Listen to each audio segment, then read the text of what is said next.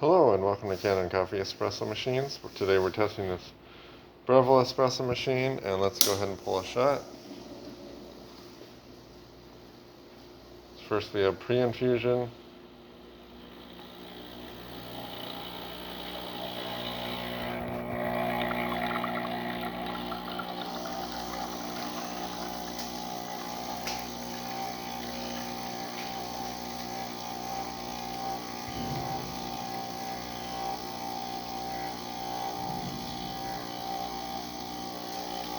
I think this coffee is a little old, so we're not getting great crema.